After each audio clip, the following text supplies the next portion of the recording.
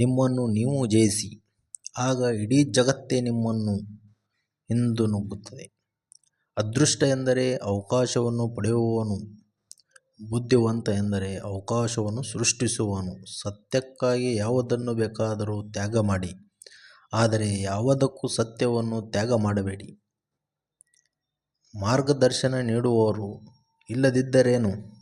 ಹೊಸ ಮಾರ್ಗ ಸೃಷ್ಟಿಸುವ ಧೈರ್ಯ ಮತ್ತು ತಾಕತ್ತು ನಿಮ್ಮಲ್ಲಿದ್ದರೆ ಇಡೀ ಜಗತ್ತೇ ನಿಮ್ಮ ಹಿಂದೆ ನಿಂತ ನೀರಲ್ಲಿ ಕ್ರಿಮಿಕೀಟಗಳು ಹುಟ್ಟುತ್ತವೆ ಹೊರತು ಕೆಲಸವಿಲ್ಲದ ಮನುಷ್ಯನಲ್ಲಿ ಕೆಟ್ಟ ವಿಚಾರಗಳನ್ನು ಜನಿಸುತ್ತವೆ. ಹಣವಂತರ ಜೊತೆ 100 ವರ್ಷ ಬದುಕುವುದಕ್ಕಿಂತ ಹೃದಯವಂತರ ಜೊತೆ 3 ದಿನ ಬದುಕಿದರೂ ಜೀವನ ಸಾರ್ಥಕ. ಸಾಧ್ಯವೇ ಇಲ್ಲ ಎಂದುಕೊಂಡರೆ ಏನು ಸಾಧಿಸಲಾಗದು?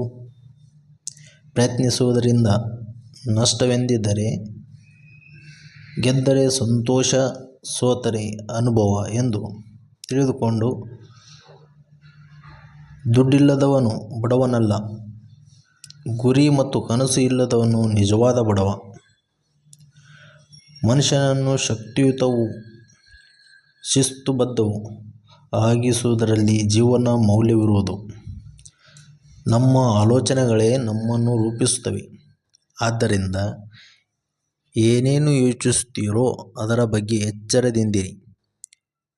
ನಿನಗೆ ಮರ್ಯಾದೆ ಸಿಗದಲ್ಲಿ ನಿನ್ನ ಹಾಕುವ ಚಪ್ಪಲಿಯನ್ನು ಸಹ ಬಿಡಬೇಡ.